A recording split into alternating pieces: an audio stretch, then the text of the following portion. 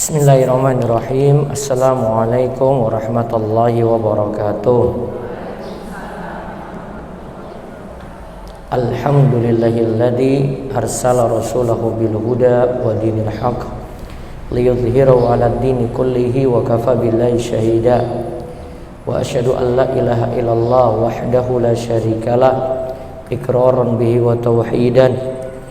Wa asyhadu anna Muhammadan abduhu wa rasuluh.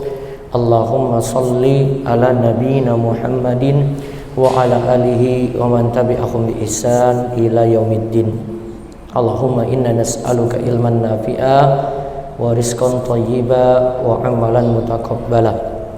Puji syukur kita panjatkan pada Allah Rabbul Alamin. Selawat serta salam semoga tercurah pada junjungan kita Nabi Agung, Nabi yang mulia, Nabi kita Muhammad sallallahu alaihi wasallam.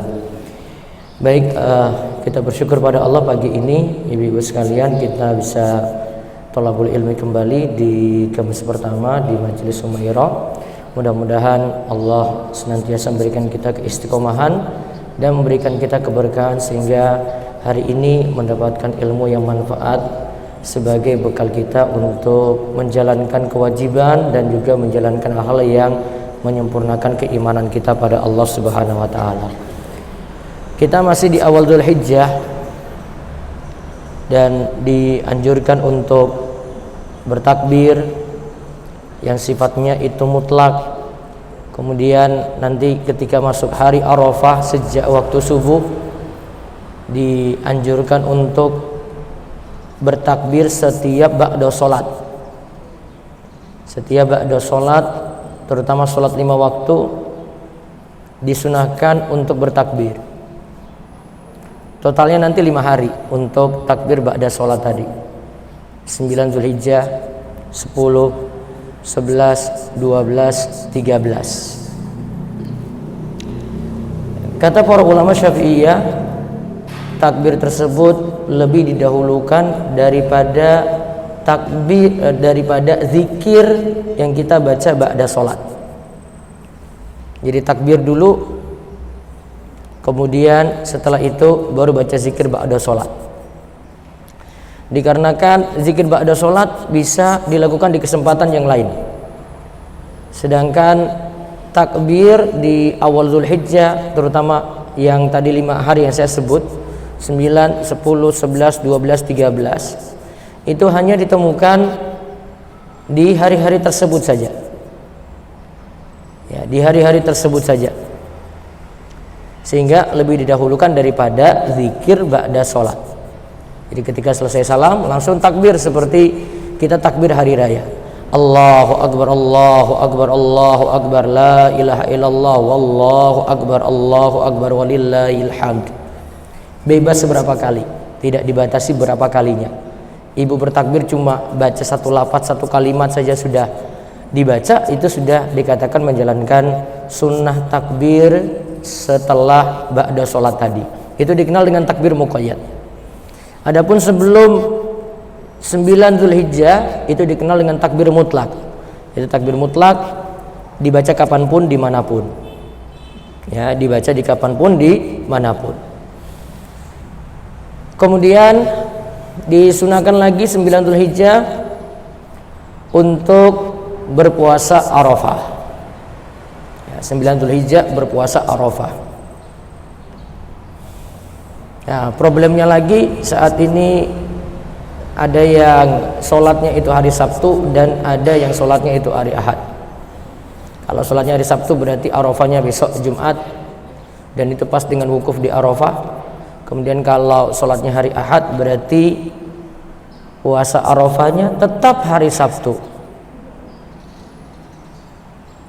Puasa Arafahnya tetap hari Sabtu. Walaupun sudah ada yang sholat Id terlebih dahulu. Karena kalau dia memandang pilih hari Ahad, ya, berarti dia pandangannya adalah ru'yatul hilal lokal. Berarti melihat hilal cuma pada daerah tertentu saja, tidak menyamakan dengan yang ada di Arafah atau di Saudi Arabia. Dan tiap daerah itu tiap negara itu punya penglihatan hilal sendiri-sendiri. Ini yang kalau memilih hari Ahad tadi. Nah, kalau saya sarankan kalau yang sholatnya hari Ahad, baiknya puasanya Jumat dan Sabtu. Itu tidak jadi problem. Bisa 2 hari kan, aman itu. Ya, nggak usah milih-milih. Jumatnya pas dengan wukuf di Arafah, ya. Sabtunya puasa Arafahnya untuk Indonesia.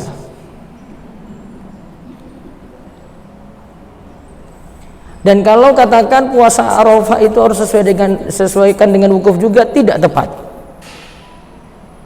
Dari sisi dulu Nabi SAW menjalani puasa 9 Zulhijjah itu mulai dari tahun 2 Hijriah. Sedangkan Nabi SAW itu mulai haji tahun 10 Hijriah. Berarti dari tahun 2 sampai 9 Hijriah, setiap ketemu dengan 9 Zulhijjah, Nabi nggak pernah wukuf. Sehingga kalau bilang puasa Arafah harus sama dengan wukuf di Arafah, tidak ada dalilnya. Nggak tepat. Nabi baru haji 10 Zulhijjah, 10 Hijriah. Padahal syariat ini sudah ada 2 Hijriah. Jadi di rentang waktu 2, 3, 4, 5, 6, 7, 8, 9, berarti Nabi SAW tidak melakukan wukuf. Iya kan? Kalau tidak melakukan wukuf, tetap puasa. Puasanya tanggal berapa? 9 Zulhijjah. Nah, gampang sekali. Kalau tilik sejarah sudah terjawab. Dan ini lebih memudahkan orang Indonesia karena nggak ambil pusing dengan yang terjadi wukuf di Arafah sana. Ya, sana mau wukufnya hari Jumat ke mau hari Sabtu. Oh, sini hari apa di Indonesia gitu. Nah, kalau mau cari aman, kalau ibu sholatnya hari Ahad, ya sudah puasa 2 hari. Jumat, Sabtu, aman kan? Sudah nggak ada yang protes itu. Ibu nggak usah debatin orang juga. Ini gini, sudah lah puasa 2 hari aja selesai kok. Pusing-pusing amat orang debat sana sini. Yang masalah itu nggak puasa tapi debat sana sini itu loh. Jelas ya? Baik. Puasa Arafah 9 Zulhijjah tadi. Jangan lupa beberapa amalan berikut. Selain puasa, 1. Waktu Arafah itu, hari Arafah adalah waktu terkabulnya doa. Khairud du'a'u yaumi Arafah. Sebaik-baik doa adalah doa pada hari Arafah. Punya ibu dapati hari 9 Zulhijjah, doa kapanpun. Atau menyesuaikan dengan wukuf. Masalahnya gini lagi, wukuf di Saudi itu jam 12 siang. Dengan Indonesia, ya, sana telatnya 4 jam kan? Kita sudah jam 4 sore, sana baru wukuf. Nah itu kalau mau sesuaikan wukuf lagi itu. Nah, makanya kalau mau ngotot-ngototan tetap sama dengan wukuf, sulit nih. Wah, wukuf sana mulai jam 12 siang kok, sampai jam 6 sore. Kita cuma dapat 2 jam. Ya, makanya kalau mau pakai 9 Zulhijjah lebih aman. Kalau memang tadi ya sekali lagi kalau memutuskan dia milih hari Ahad. Baik, perbanyak doa. Karena sebaik-baik doa apa tadi? Doa pada hari Arafah. Terus yang berikutnya, perbanyak zikir. La ilaha illallah wahdahu la syarikalah, lahul mulku wa lahul hamdu wa huwa ala kulli syai'in qadir. Perbanyak zikir itu ulang-ulang. La ilaha illallah wahdahu la syarikalah, lahul mulku wa lahul hamdu wa huwa ala kulli syai'in qadir.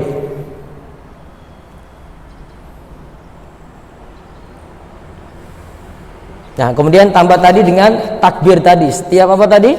Ba'da sholat. Takbir dulu apa zikir ba'da sholat?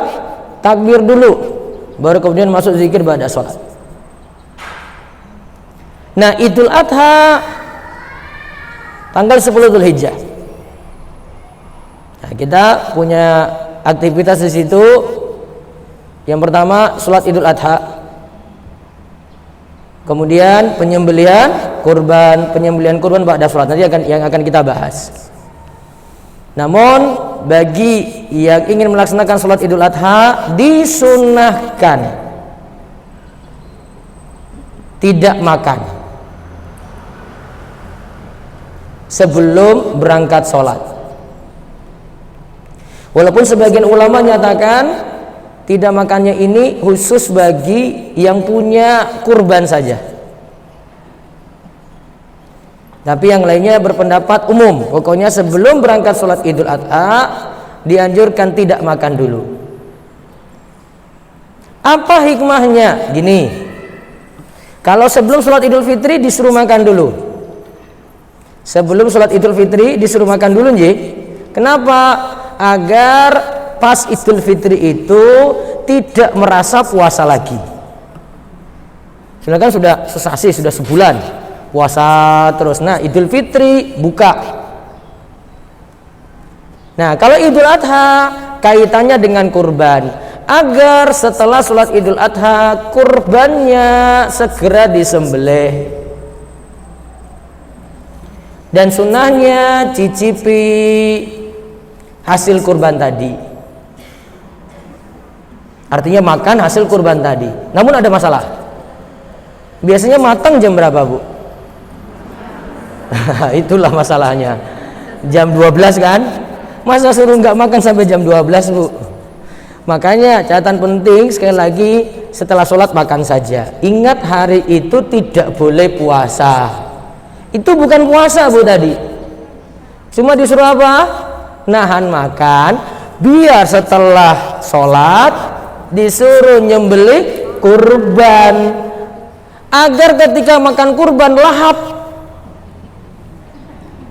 Namun kita punya problem lagi. Pasti jam 12 itu baru mateng. Malah ada yang belum, mungkin sore aja. Iya, jam 12 baru dapat. Wah, Ustaz ini belum matang, saya belum makan-makan nih. Sudah makan aja. Sekali lagi ya, Idul Adhanya ini nggak boleh puasa, haram. Haram, Bu. Maka kalau ada yang bilang puasa dulu sebelum sholat Id, bukan puasa. Cuma disuruh nggak makan saja. Ya, habis sholat, nah, aktivitas kurban ada, gitu maksudnya. Lalu Idul Adha, terus berikutnya itu hari-hari tasyrik.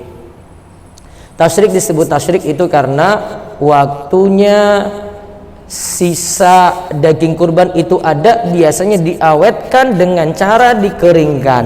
Tasyrik itu artinya mengeringkan daging.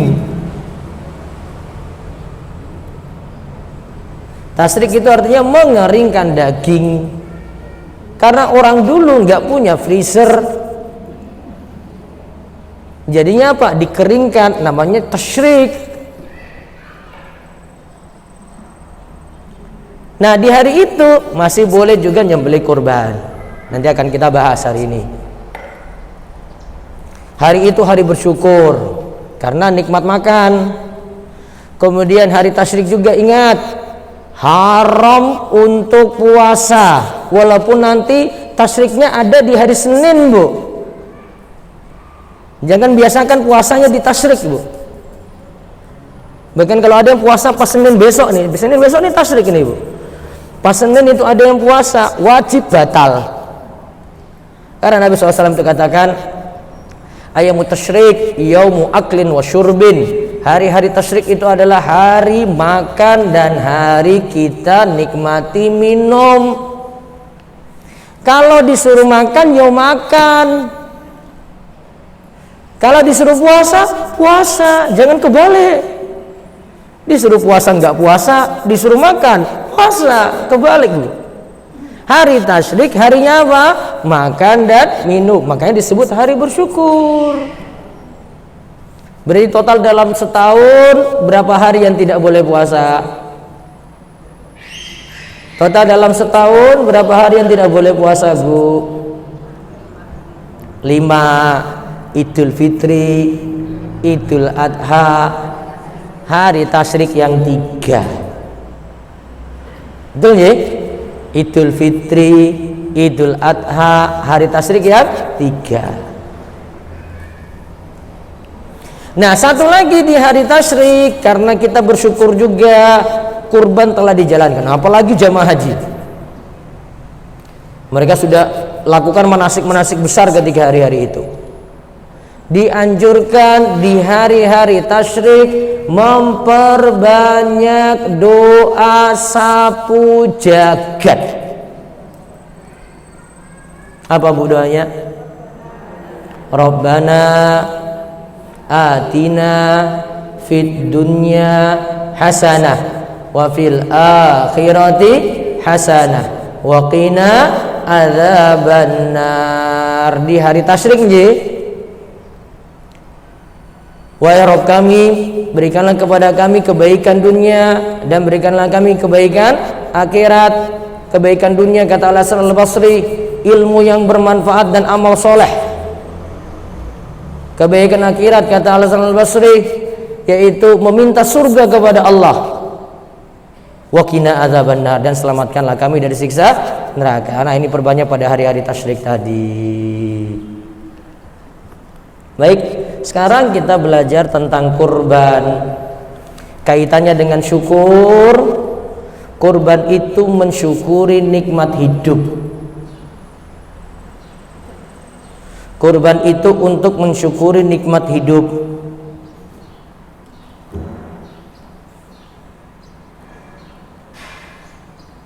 Berarti kalau Allah panjangkan umur terus, tiap tahun ada keluangan rezeki, terus disunahkan kurban tiap tahun. Terus akikah, nanti juga akan kita bahas, mensyukuri nikmat lahirnya anak. Mensyukuri nikmat lahirnya anak.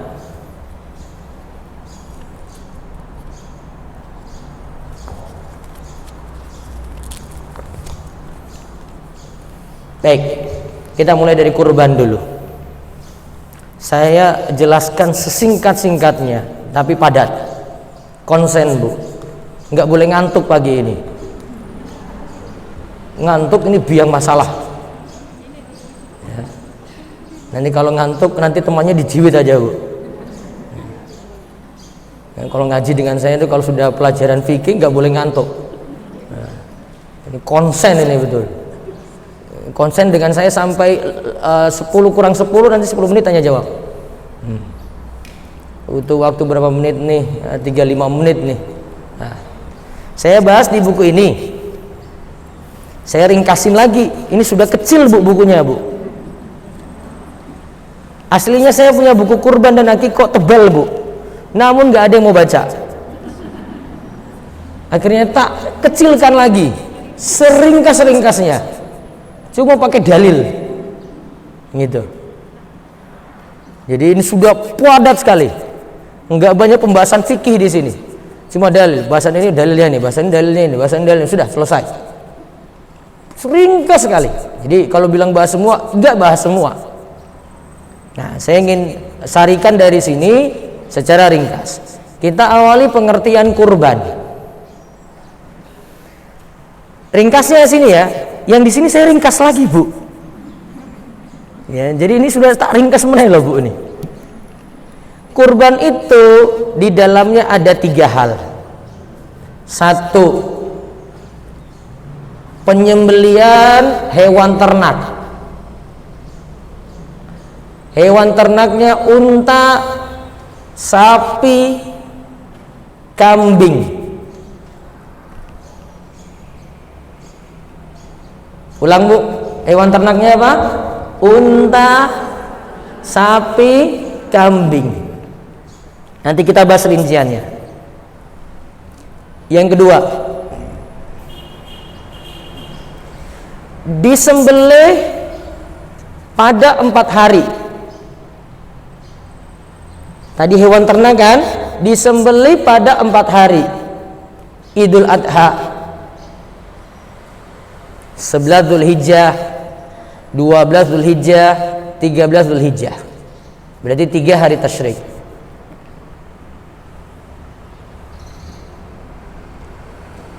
Berarti tidak boleh sebelumnya, tidak boleh sesudahnya. Misalnya telat kurban, Ustadz, saya baru ada duit tanggal 15 Dzulhijjah. Nggak bisa. Cuma 4 hari saja.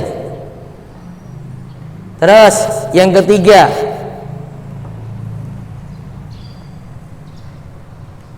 ini poin pentingnya di sini, Bu. Kurban itu dilakukan taqarruban, mendekatkan diri kepada Allah. Dilakukan taqarruban, mendekatkan diri kepada Allah. Nah, yang kalimat mendekatkan diri atau taqarruban tadi, Ibu garis bawahi. Ini poin pentingnya di sini. Kalau kalimatnya sudah taqarruban, Bu, berarti tujuan dunia itu bukan tujuan pokok. Berarti tujuannya bukan cari daging. Kalau dapat daging bisa, tapi tujuan pokoknya bukan cari daging. Kalau mau cari daging, cari aja di supermarket deh, sudah. Tujuannya taqarrub, ibadah, Bu. Jadi bukan, saya mau banyak-banyakin daging saya gitu, enggak. Kalau mau cari daging, sudah cari aja yang lain. Tujuannya bukan juga untuk dijual. Taqarrub itu kita layaknya sedekah, Bu. Saya contohkan zakat fitrah deh. Ibu keluarkan zakat fitrah misalnya dengan beras ya. Ibu keluarkan zakat fitrah dengan beras. Ketika keluarkan sudah bagi aja kan? Ada orang ambil zakat fitrah, jual lagi zakat fitrahnya. Yang mau keluarkan jual loh ini. Boleh? Tidak boleh. Dia cuma kasih cuma-cuma kepada orang miskin misalnya. Dia tidak menjualnya. Ini kalimatnya di sini yang perlu digarisbawahi, taqarrub. Ingat, ini ibadah. Ibadah itu punya aturan, punya syarat-syarat. Kalau mau disebut kurban, manut aturan. Kalau nggak manut, akhirnya sapinya jadi sapi biasa dagingnya, kambingnya jadi kambing biasa dagingnya, untanya jadi unta biasa dagingnya, Bu. Kita lagi fokus ke ibadah. Paham ya? Baik. Sekarang lihat pensyariatan kurban. Allah berfirman, "Fasholli li rabbika wanhar." Ayat ini sudah menunjukkan dua hal, Bu. Kalau mau diterjemahkan bebas, fasholli, lakukanlah sholat, yaitu sholat Idul Adha. Wanhar, lakukanlah penyembelihan kurban setelah sholat Idul Adha.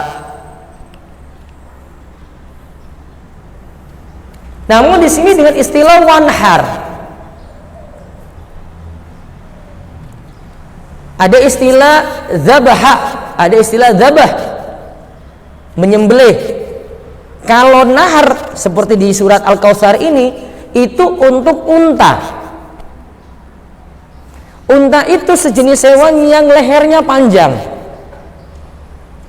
Dicari bagian labbah, labbah itu ini leher panjang, pas di pangkal leher di bawah. Disembelihnya di situ. Beda dengan kambing, sapi, lehernya pendek. Sehingga yang disembelih itu bagian leher atas. Disebut zabah. Kalau di sini disebut apa? Nahar. Ya, cuma perbedaan istilah saja, namun tujuannya sama, sama-sama kurban. Maka ayat ini artinya apa? Lakukanlah sholat, setelah itu apa? Lakukanlah kurban. Lalu lihat hadisnya lagi. Doha Rasulullah sallallahu alaihi wasallam bi kabshaini amlahain aqranain. Qal wa ra'aitu yadhbahuhuma bi yadihi wa ra'aitu wadi'an qadamahu ala sifahihima. Qal wa samma wa kabbara. Rasulullah SAW berkurban dengan 2 ekor kambing kibas, domba berarti. Warnanya putih. Berarti Nabi sudah berkurban di sini ya. Warnanya putih. Sudah ada tanduknya. Anas berkata, aku melihat beliau menyembelih 2 ekor kambing dengan tangan beliau sendiri. Jadi sunnahnya itu sahibul kurban nyembelih sendiri, Bu. Dan ini saya terangkan. Lalu aku melihat beliau menginjak kakinya di pangkal lehernya, leher kambing tadi. Beliau membaca bismillah wallahu akbar. Yang menunjukkan Nabi SAW melakukan kurban, beliau menyembelih dengan apa? Tangannya sendiri, tidak diwakilkan. Dan para ulama sepakat kurban itu ada syariatnya. Nah, keutamaan dan hikmah kurban, intinya kurban itu layaknya sedekah. Saya selalu samakan kurban itu dengan sedekah, Bu. Ibu keluarkan kambing di Solo berapa? Kurban kambing minimal 3 juta dapat? 3 juta dapat ya? Baik, 3 juta misalnya. Kita keluarkan 3 juta rupiah, itu sama saja kita sedekah, Bu. Namun istimewanya kurban itu adalah kurban ini sedekah, tapi kaitannya dengan waktu yang tepat, waktu yang mulia, sehingga nilai sedekahnya lebih afdal daripada sedekah yang lainnya yang nilainya sama. Ibu mau bantu orang miskin, mau bantu 3 juta juga. Namun saat ini waktunya berkurban, 3 juta juga mesti dikeluarkan. Maka lebih memilih kurban karena waktunya lebih tepat. Nanti sedekah ke orang miskin bisa di waktu lain. Itu ya, itu singkatnya hikmah dan keutamaan kurban. Di samping ini adalah ajaran Nabi Shallallahu Alaihi Wasallam yang kita itu ikuti. Tapi lihat halaman 11, kita masuk hukum kurban. Kita masuk hukum kurban. Lihat sini istilah saya.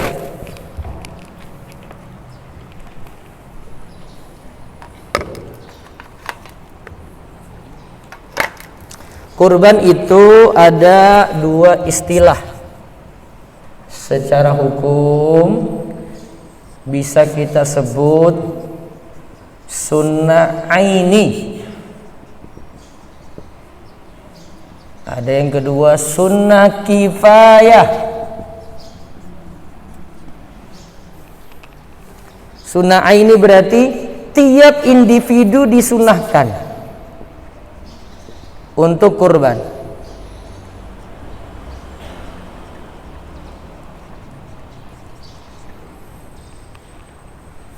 Tapi kalau melihat dari satu rumah, maka hukumnya sunnah kifayah. Satu rumah bisa diwakili minimal 1 orang.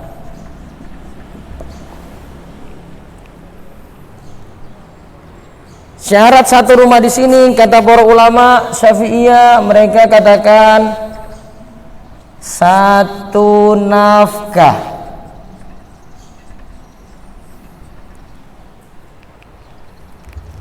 Satu nafkah.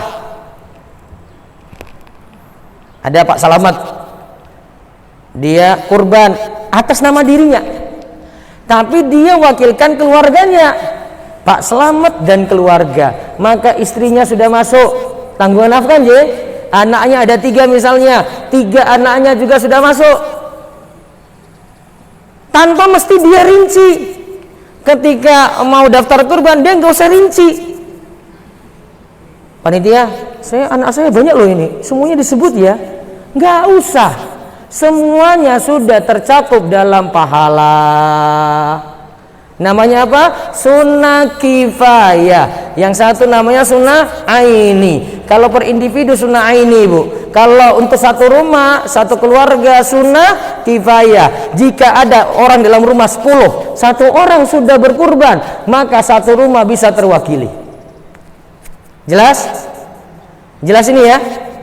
Jadi misalnya ibu punya uang, kasih ke suami saja, pakai nama suami. Ya, kurbannya atas nama suami, aman. Ibu sudah tercakup dalam pahala di situ. Kenapa saya sarankan nggak nama ibu saja? Gini, nanti kan terkait larangan-larangan, Bu. Kan ketika masuk awal Zulhijjah tidak boleh motong kuku, tidak boleh motong rambut. Yang kena yang punya nama. Aman tak, Bu? Boten sarepot, Bu. Yang tadi namanya aja itu yang tidak boleh potong kuku, potong rambut. Kayak saya ini, saya kurban. Saya ini belum potong kuku, potong rambut, Bu. Sudah gerah ini. Ibu nggak usah. Jadi namanya siapa? Nah itu yang kena. Anggota-anggota keluarga nggak kena larangan potong kuku dan rambut. Jelas ya? Baik. Lanjut lagi hukum kurban. Terus syarat kurbannya, Bu. 1 Muslim. Maaf, Bu, orang kafir itu nggak bisa. Dia nyumbang 1 sapi untuk masjid, bisa jadi loh ini. 1 sapi untuk masjid tidak disebut kurban, Bu. Cuma daging biasa. Namun diterima enggak? Kalau saya tanya ke takmir masjid, mereka bilang, wah diterima Ustaz, tetap itu 1 sapi. Tapi ya jelas tidak dianggap kurban. Ya sudah, nggak usah ngomong-ngomong ke dia, terima aja gitu untuk makan-makan gitu maksudnya. Boleh. Terus yang kedua, mukim atau musafir. Yang syarat kedua ini tidak dimasukkan, tidak masalah. Yang ketiga, berkecukupan. Nah, kalimat ini, Bu. Ini maksudnya juga dengan kalimat lain namanya mampu. Mampu itu kapan? Lihat standar mampunya, Bu. Kapan seorang itu dikatakan disunahkan berkurban? Dia disebut mampu jika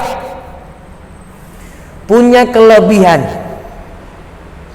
setelah mengeluarkan kurban untuk hidup 4 hari.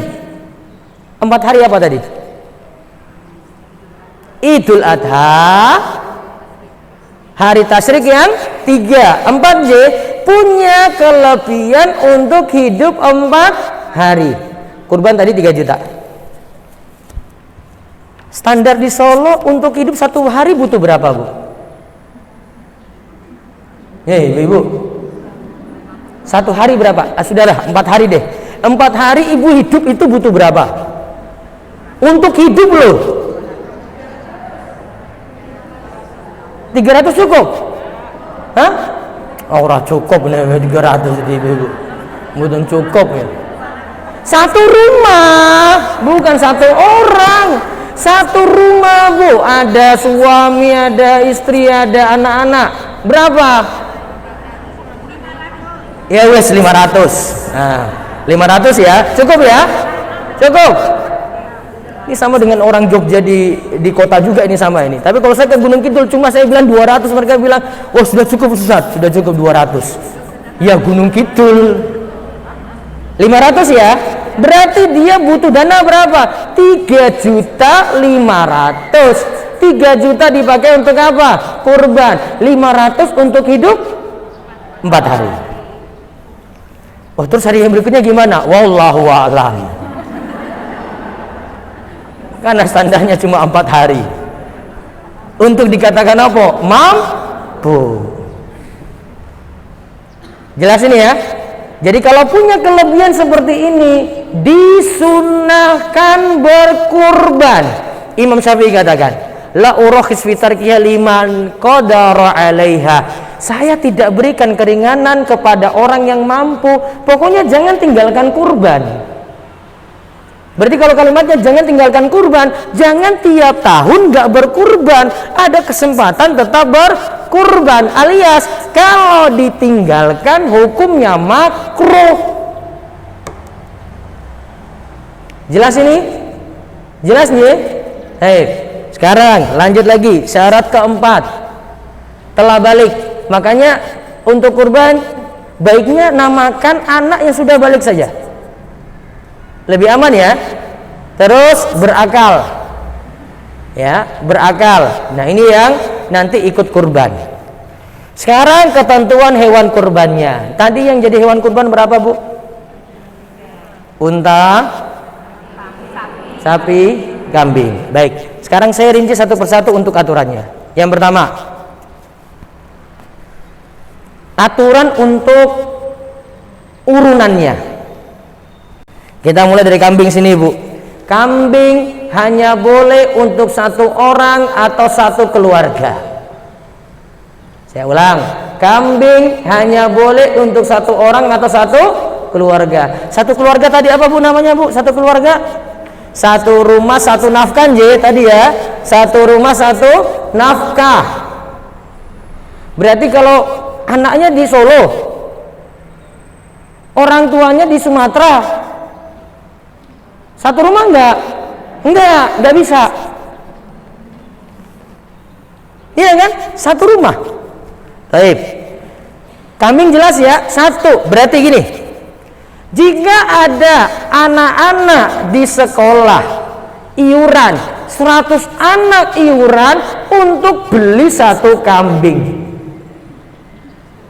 kurban atau tidak itu, Bu? Hah? Kurban atau tidak itu? Bukan. Boleh makan dagingnya? Boleh. Boleh diolah jadi sate? Boleh.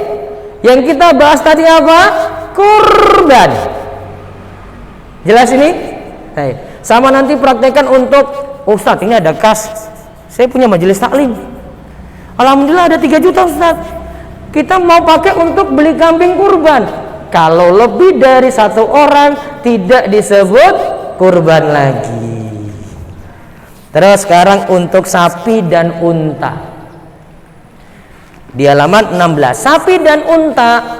Untuk sapi boleh urunan 7 orang maksimal.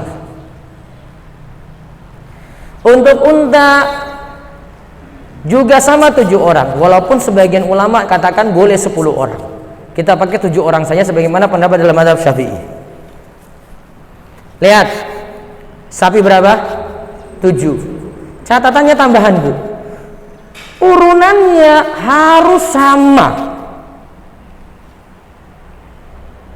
Para ulama katakan mutasawi fil asham. Jadi urunan yang disetor itu sama. Misalnya, tadi 3 juta dapat sapi patungan 3 juta bisa ya? Sini dapat ya? 3 juta. 3 juta masing-masing yang setor. Ini 3 juta, 3 juta, 3 juta sampai dapat berapa orang tadi? Maksimal 7.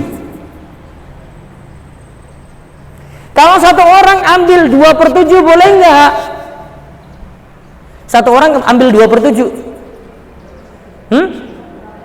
Boleh enggak, Bu? Akhirnya satu sapi cuma 6 orang. Ya boleh. Boleh enggak? Boleh. Sama seperti kalau satu sapi satu orang kan? Boleh. Yang enggak boleh gimana? Coba perhatikan. Dapat 2 kambing. 2 sapi. Dapat 2 sapi. Yang urunan 16 orang. Boleh. Yang urunan 16 orang. Boleh. Kenapa? 7 lebih kan? 8 kan? Bisa jadi yang satu 7, yang satu 9. Betul nggak? Sah atau tidak? Kalau yang 7 sah, yang 9 enggak. Yang 8 berarti dua-duanya enggak sah. Paham maksimalnya ya? Tadi kenapa dibilang sama? Gini, bisa jadi 5 orang nyumbang 3 tadi. 1 orang bayarnya 4. 1 orang lagi bayarnya 2. Ada yang nggak imbang di situ, Bu. Maka bisa jadi ada yang lebih dari 1/7, ada yang kurang dari 1/7. Tidak sah. Paham ini? Paham ya? Baik. Perhatikan lagi kalimat saya. 7 bagian ini, Bu, boleh niatannya berbeda-beda. Karena kaidahnya 7 bagian ini sama seperti 7 kurban. Dalam mazhab Syafi'i mereka sebut begini, 7 ini bisa jadi ada situ yang niatan kurban 5 orang, 1 orang niatan akikah, Satu orang lagi cuma cari daging.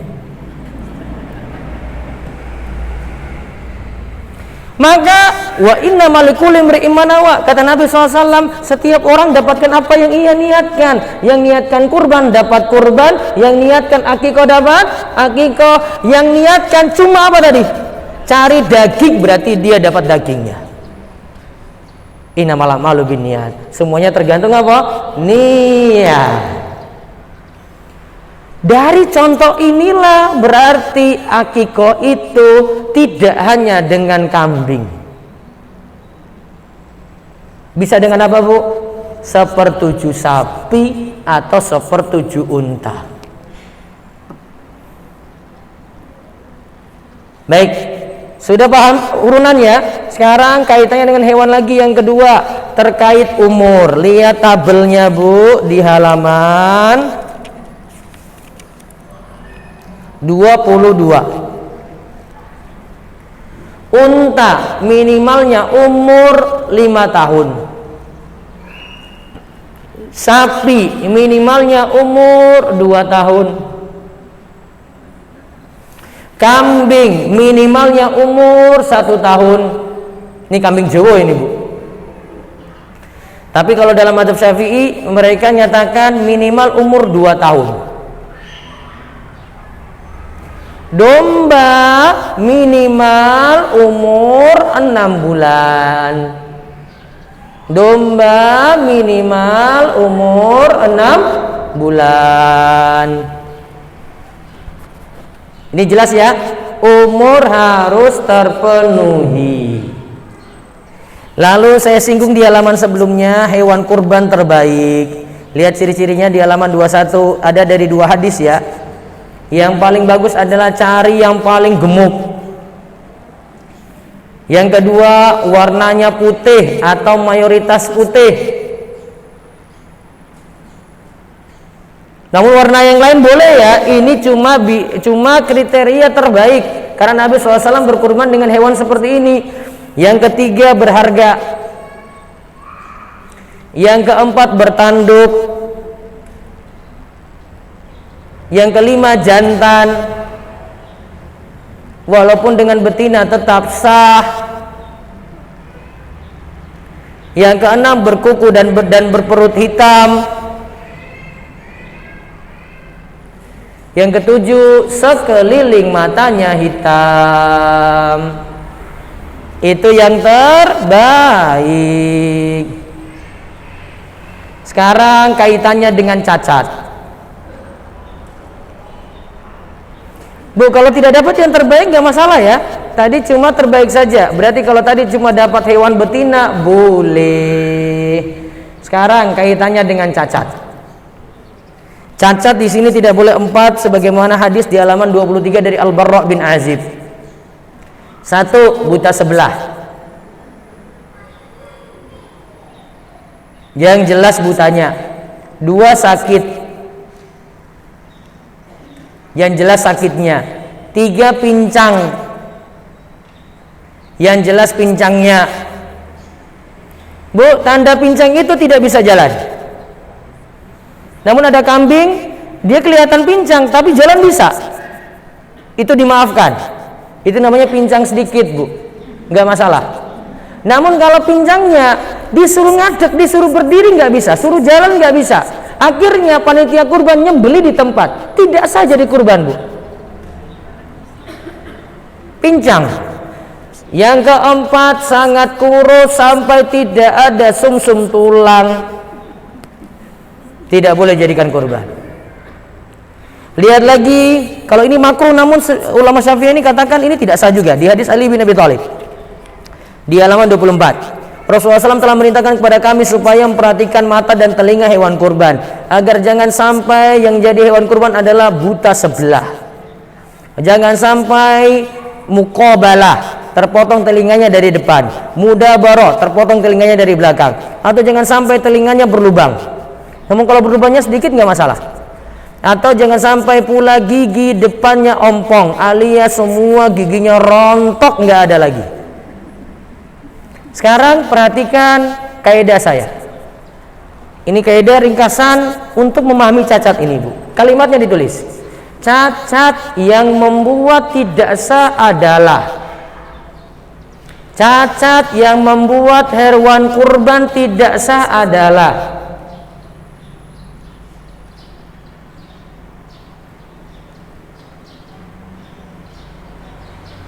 jika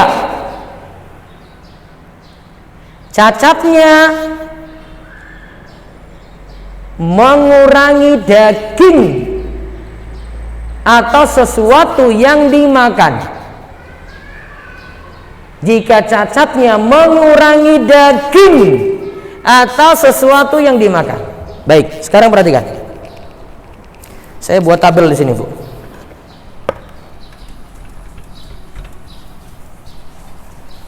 Ingat kalimatnya apa tadi, Bu? Cacat yang buat tidak sah. Apa? Cacatnya mengurangi daging atau sesuatu yang dimakan. Ingat kalimatnya ya, kurangi daging atau sesuatu yang dimakan. Sekarang ini yang sebelah sini saya tulis sah. Yang di sini tidak sah. Baik, perhatikan saya contohkan yang tidak sah dulu.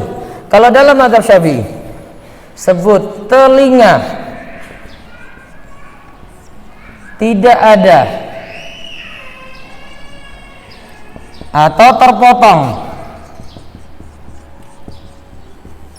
maka tidak sah. Sejak lahir nggak ada telinga, atau sudah ada telinga sebagian terpotong, atau terpotong semuanya, Bu, padahal sudah ada. Kalau sejak lahir itu tidak ada, berarti memang sudah cacat namanya, Bu. Tidak boleh. Kalau sudah ada telinga terus terpotong, berarti apa? Dagingnya berkurang nggak? Berkurang atau tidak? Berkurang. Tidak boleh jadikan kurban. Jelas ini? Baik, sekarang lihat lagi.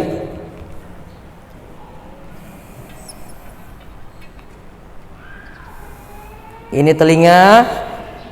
Terus, Bu, ekor atau buntut itu dimakan atau tidak? Bisa jadi apa? Sop buntut. Lihat. Kalau ekor terpotong, ekornya terpotong ya, ekor terpotong itu tidak sah. Kenapa, Bu? Untuk buat sop buntutnya berkurang berarti, Bu. Jelas? Namun bedakan dengan ini, Bu. Saya masukkan ekor lagi di sini, Bu. Ekor tidak ada sejak lahir. Ini tidak masalah. Paham? Kalau sejak lahir tidak ada buntutnya, tidak masalah. Nggak ada yang berkurang kan? Nggak ada, memang dari lahir nggak ada kok. Jelas ini? Baik. Sekarang saya masukkan di sini lagi.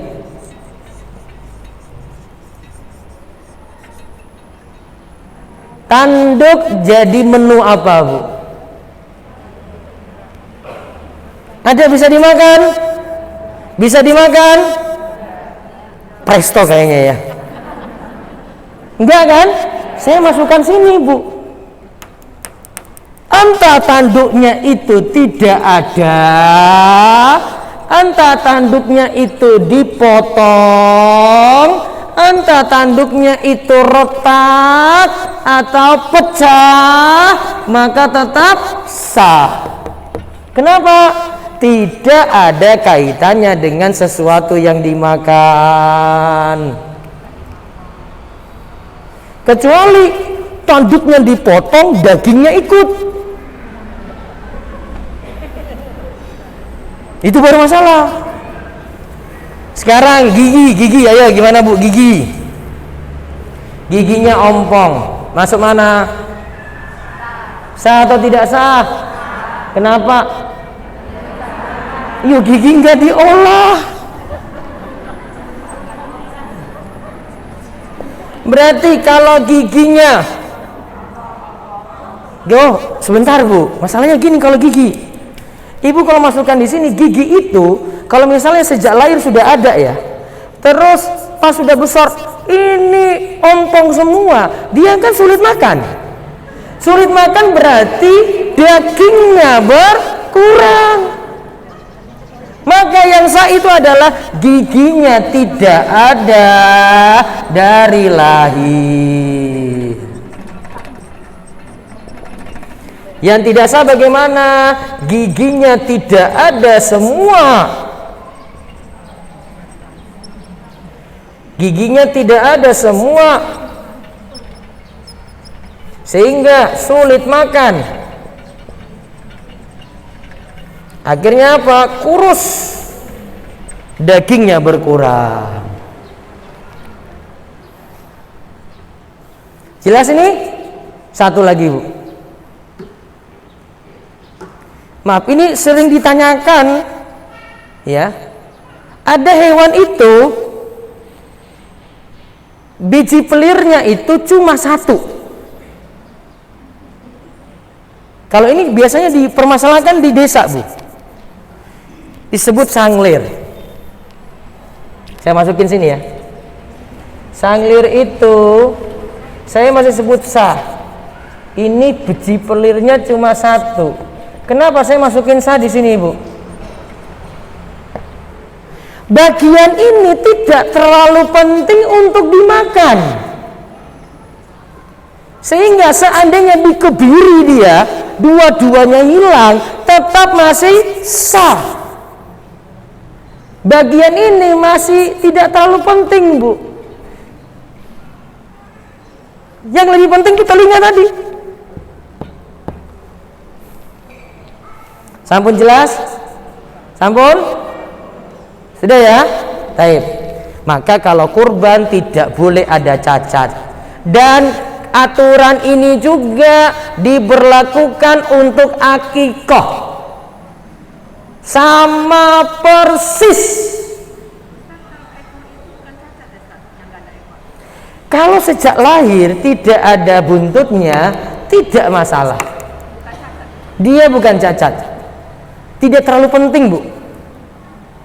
Namun kalau tampilan telinga itu tidak ada, orang-orang sering lihat cacat hewannya.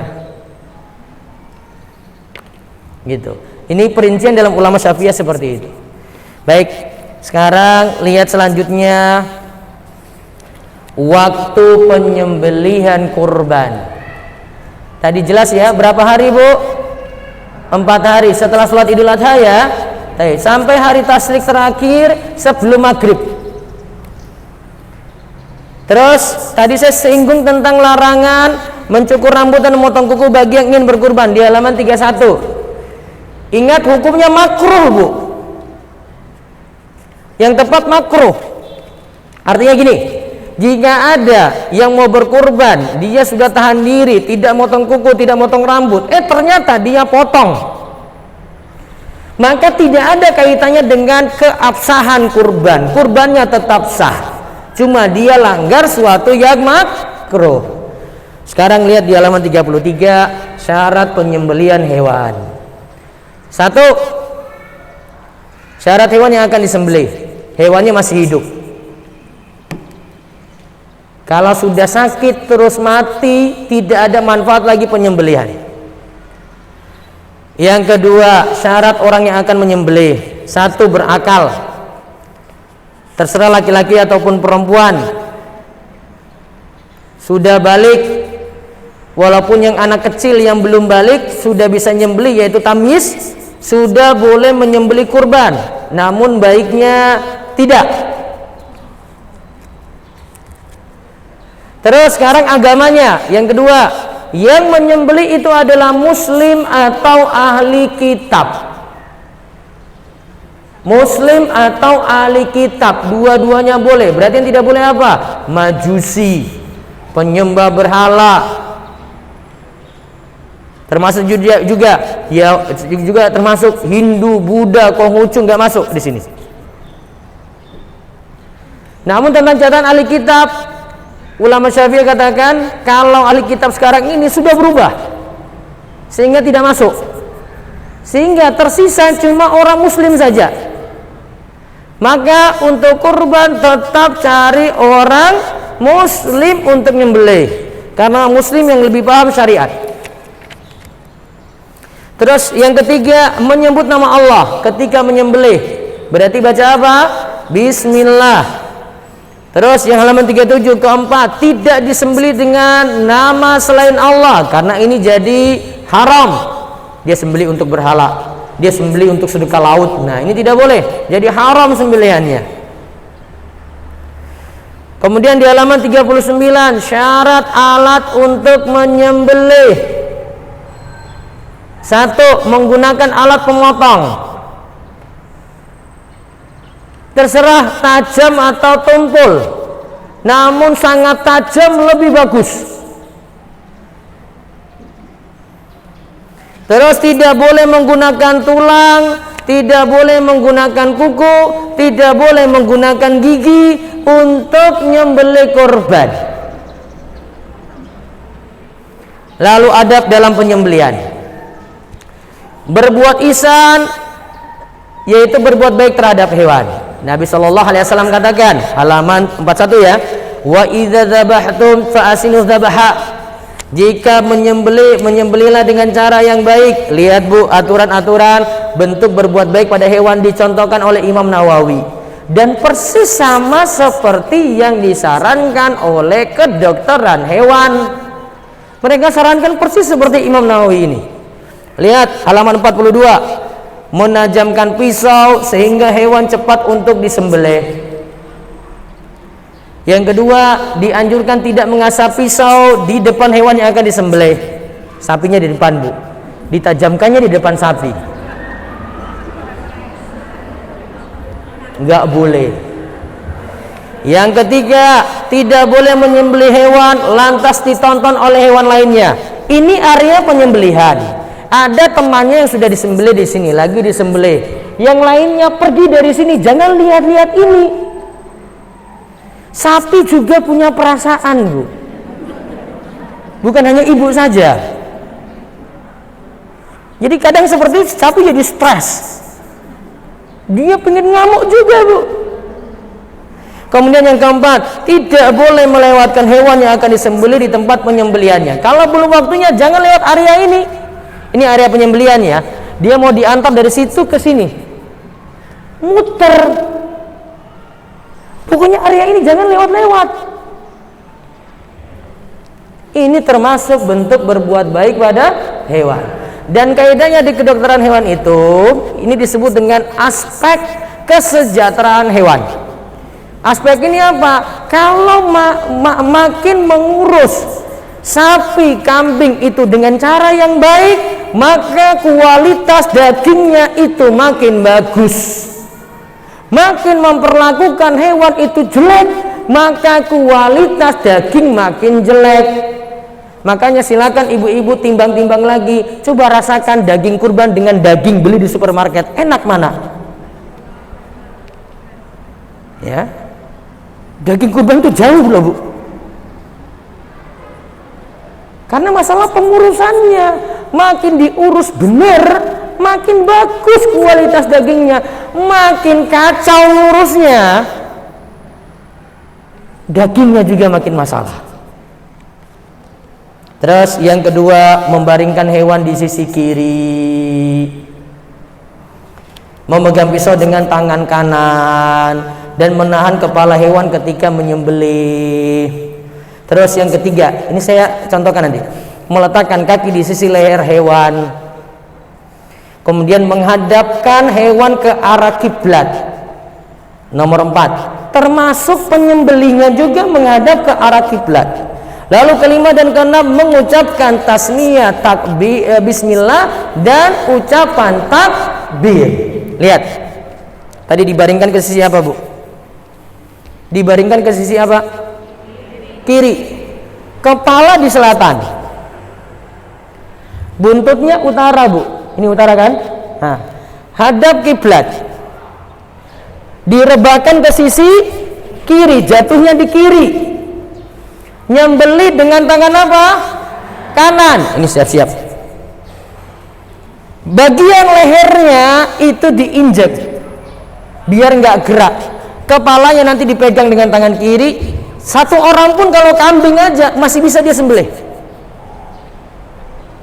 Itu nggak perlu bawa banyak orang loh Bu itu. Mungkin kalau sapi butuh 2-3 orang. 2 orang sudah cukup. Ya, direbahkan kiri ya. Masalahnya kalau tangannya kidal. Ini ya.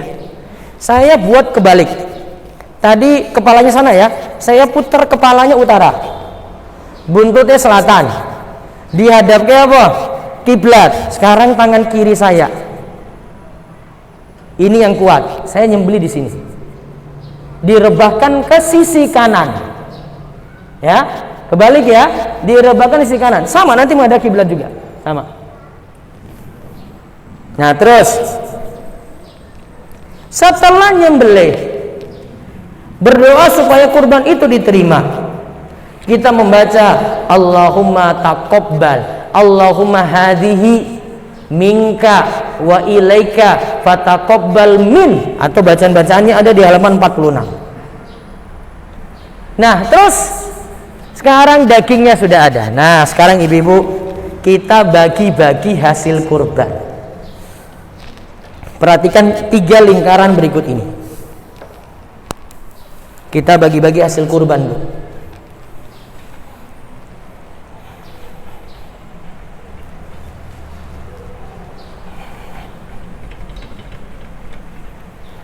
Saya bagi ini penjelasan dari Hasyiah Al-Bajuri.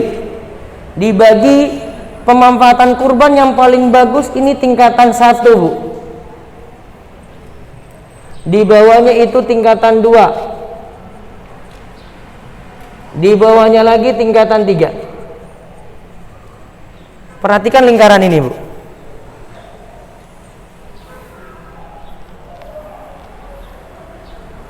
Tingkatan 1 yang paling afdol. Ingat ya, dari sisi sahibul kurban ya. Lihat ya. Sahibul kurban ambil berapa? Yang paling afdol dia ambil cuma sedikit.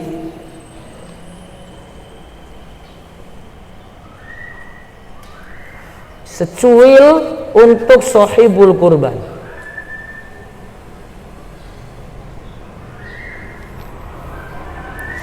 Ya, ini aja diambil. Sisanya ini untuk sedekah orang miskin. Ingat, kalau saya sebut sedekah itu berarti untuk orang miskin. Ini tingkatan 1 paling afdol.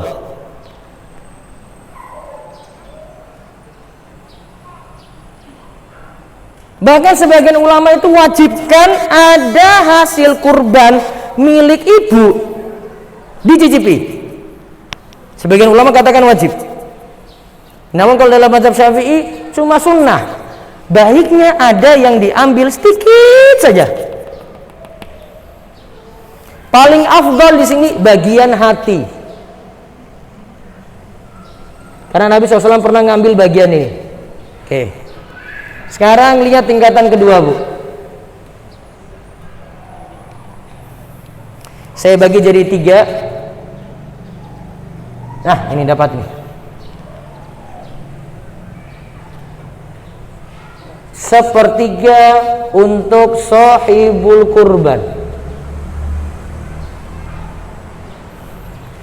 2/3 untuk sedekah orang miskin.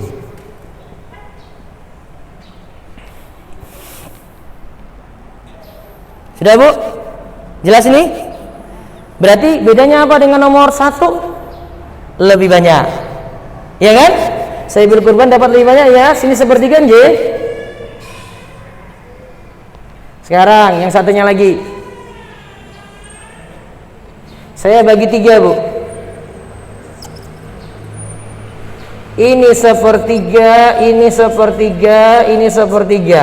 Sepertiga untuk sahibul kurban. Sepertiga untuk sedekah orang miskin.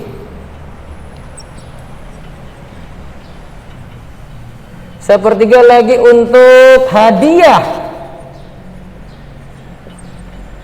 untuk yang kaya. Misalnya punya teman, punya keluarga, punya tetangga, itu masuk di situ. Bagi sepertiga, sepertiga, sepertiga. Lihat, di sini sahibul kurban tetap sama.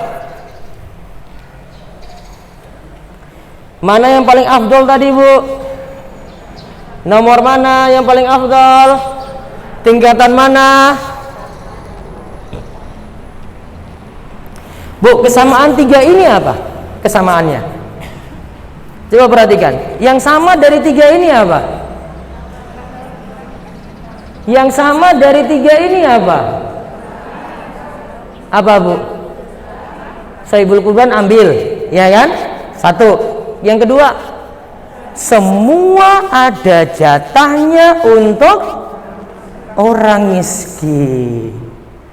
Sekarang dicatat lagi, daging yang diberi pada orang miskin harus memenuhi 3 syarat berikut ini. Daging untuk orang miskin.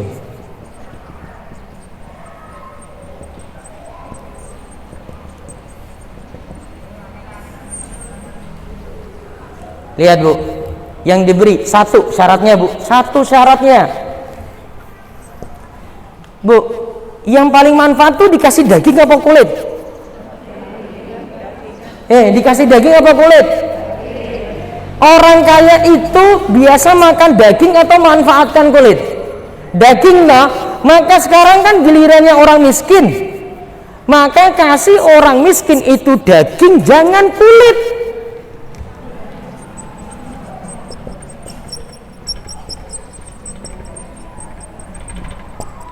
Ini jangan yang orang miskin dikumpulkan, yang dikasih apa? Kulit semuanya, walaupun 5 ton, Bu.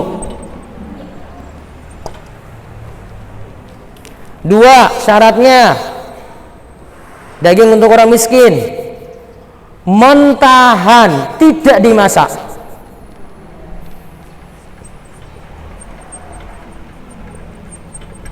Kalau ini ibu mikir untuk bumbu-bumbunya, kasih lagi tambahan bumbu, jos, mantap. Yang ketiga, dagingnya masih fresh.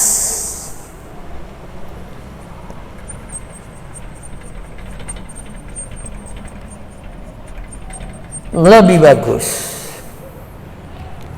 Ingat 3 syarat itu, sehingga orang miskin tidak dikasih sisa-sisa, nggak dikasih cuma kulitnya saja, balungnya saja, jeroannya, dagingnya enggak. Paham ini? Ini sebenarnya yang harus ikut ini takmir loh, yang ngurus panitia ini loh, bukan ibu-ibu ya. Nanti disampaikan aja, ya. Cerawetin aja, Bu. Kadang orang miskin dikasih cuma sisa-sisa loh itu. Saya miskin dikumpul untuk apa? Dikasih kulit semuanya, daging. Adil ini, Bu. Ini pembagian ulama, ini adil nih. Lalu terakhir, lihat pemanfaatan hasil kurban yang terlarang. Nah, ini 2 ini nggak boleh.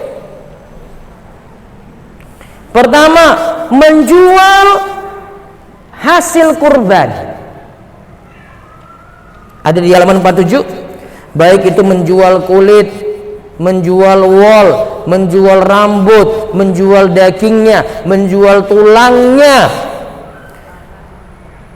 Padahal Nabi SAW katakan, lihat dari hadis Abu Hurairah, Nabi SAW bersabda, man ba'a jilda udhiyatihi fala udhiyata lahu.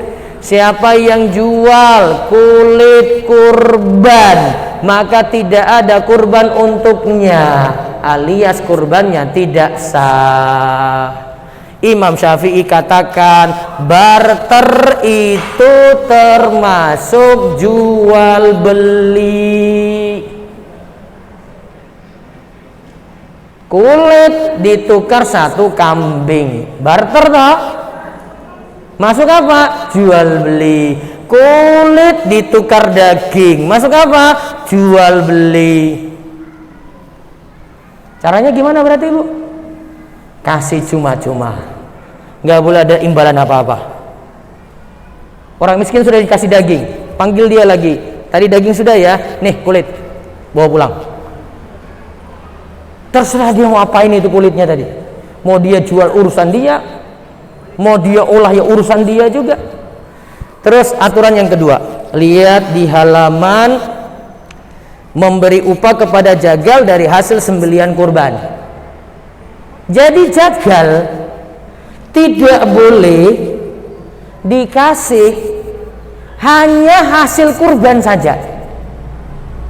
Misalnya ini nggak ada duit loh bu, ini si jagal dipanggil, Pak maaf kami tidak ada dana, ini bawa pulang kepala, ini ada 2 kepala sapi, jenengan manfaatin aja.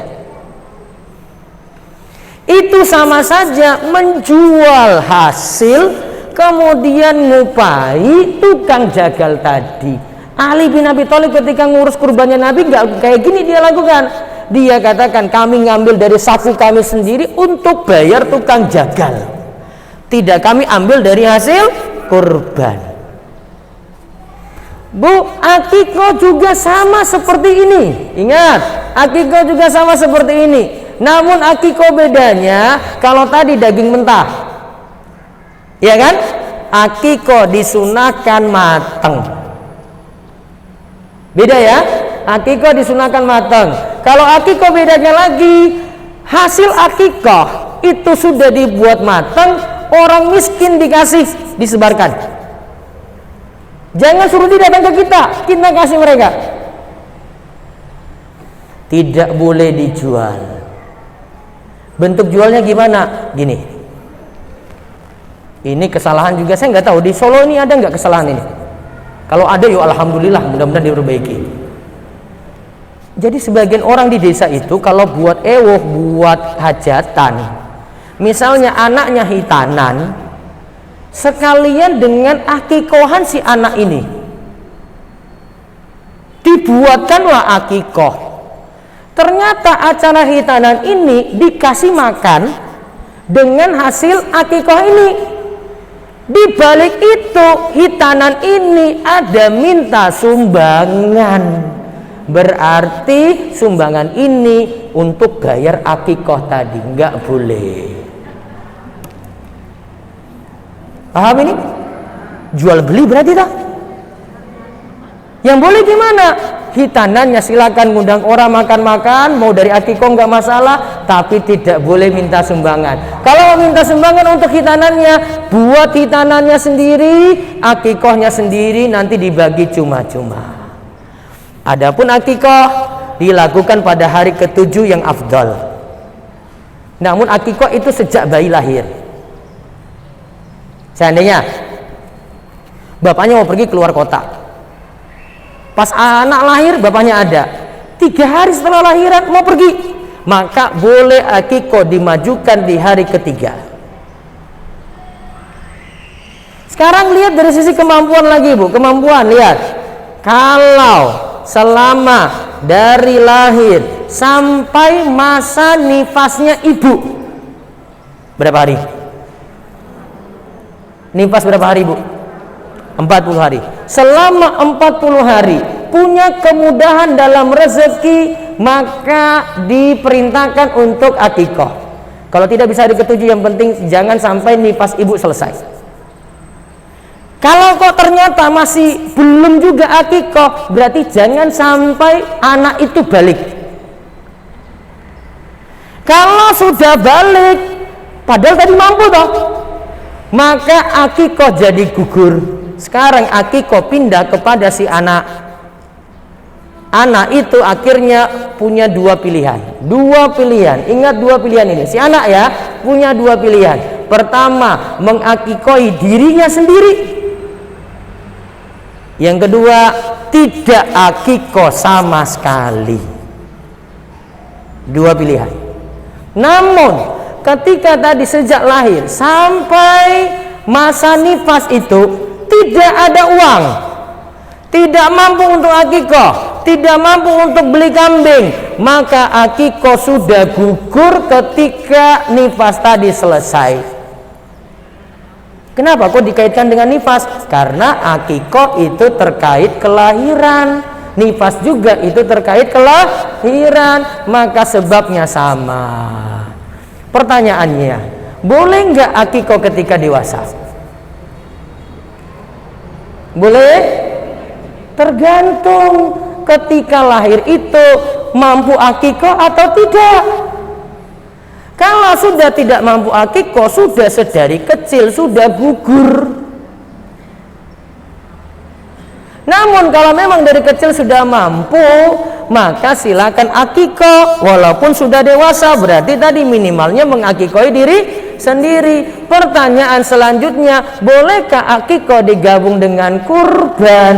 Kalau saran saya tidak digabung. Ini pendapat Ibnu Hajar Al-Haytami. Namun Imam Ar-Ramli itu mengatakan boleh gabung akikoh dan kurban. Konsekuensinya berarti kalau punya anak 5, akikohnya berarti cuma 2 akikoh saja, 2 kambing. Kenapa? Kalau kurban dan akikoh boleh digabung, maka kata ulama mazhab Syafi'i, anaknya 5 sekalipun laki-laki semua, berarti cuma dengan 2 kambing saja. Maka yang aman tetap banyaknya anak, maka akikoh juga makin banyak. Berarti kalau anak laki-laki 5, akikohnya berapa? 10. Kalau anaknya 3 perempuan, 3 kambing.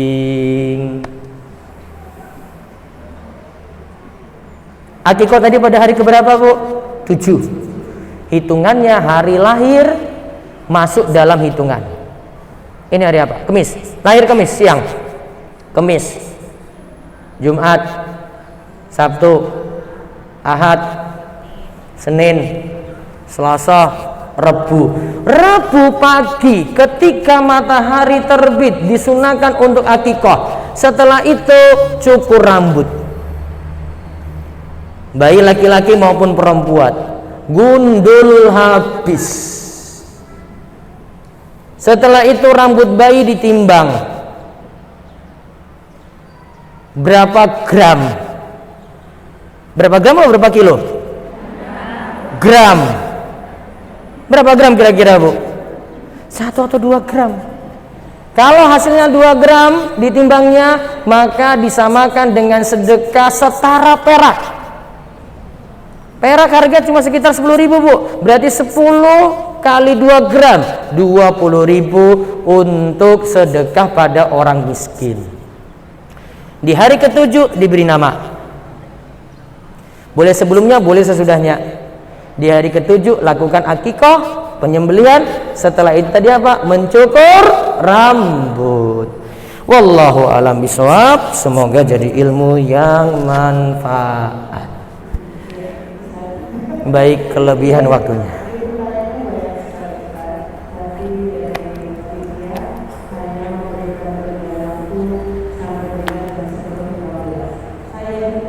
Iya, peringkas saja, Bu, ya.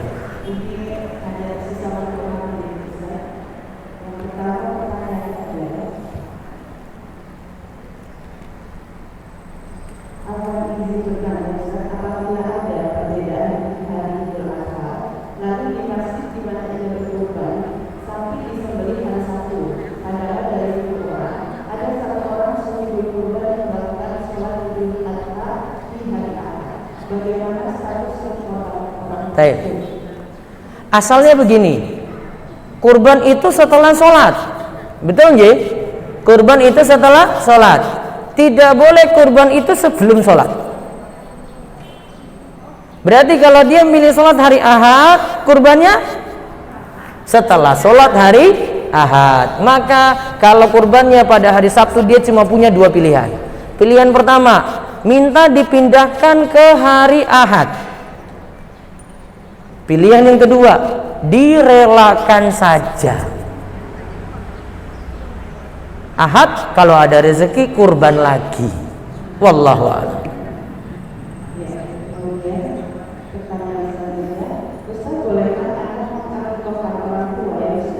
Nah, lihat. Tadi kemampuan tadi itu loh. Kalau sedari kecil nggak mampu akikoh, maka akikoh gugur ya. Gugur, nggak usah dibahas lagi ketika dewasa, apalagi sudah meninggal. Namun ketika sudah mampu saat kecil tadi semasa nifas mampu, tertunda lagi balik padahal masih mampu, tertunda lagi, maka tadi mengakikoi dirinya sendiri kan. Kalau sudah meninggal tidak perlu.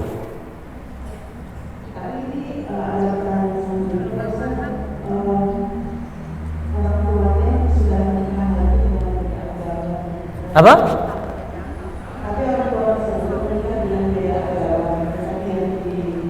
Kalau masih muslim masih bisa, tapi ini masalah akikoh sudah gugur saja. Wallahu a'lam.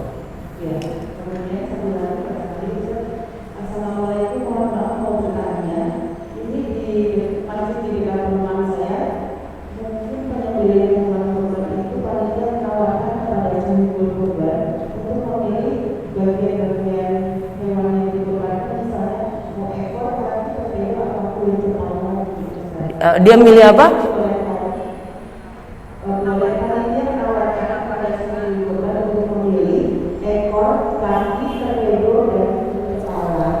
Ini tadi terjawab, ini sudah terjawab. Paling afdol mana, Bu? Paling afdol mana? Tingkatan mana, Bu? Satu, secuil saja.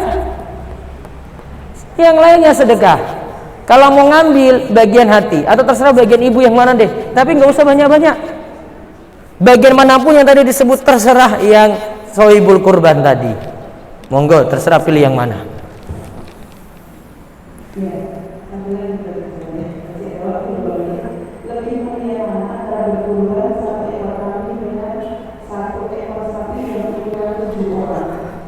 Tadi sapi, ini kan pertanyaan gini ya, 1 kambing atau 1/7 sapi?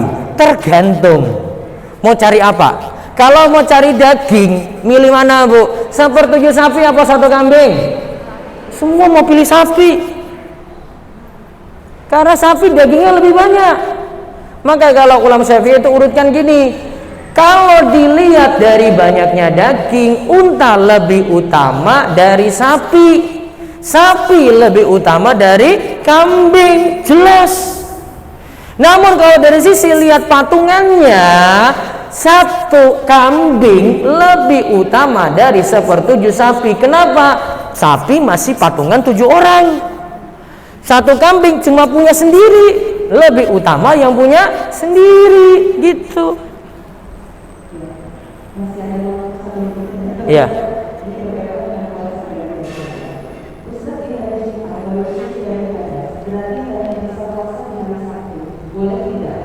Gimana?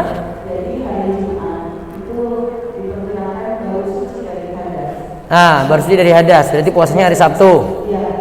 Kalau dia sholatnya hari Ahad, ya. Kalau dia sudah sholatnya hari Sabtu, ya sudah, berarti nggak sempat puasa Arafah kan? Ya. Namun kalau sholatnya hari Ahad, berarti hari Sabtunya boleh puasa niatan Arafah, karena kan tadi negeri ini kan, negeri ini baru 9 Dzulhijjah, gitu.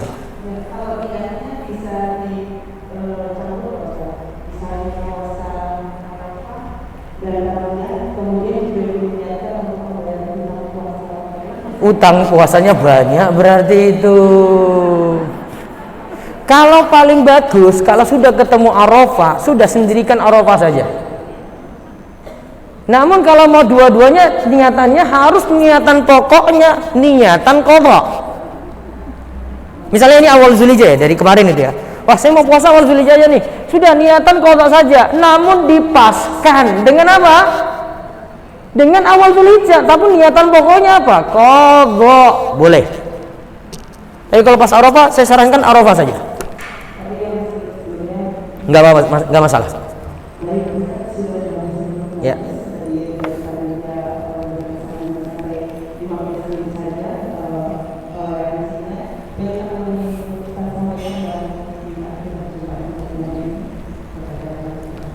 Baik, itu saja yang kami sampaikan. Mudah-mudahan manfaat.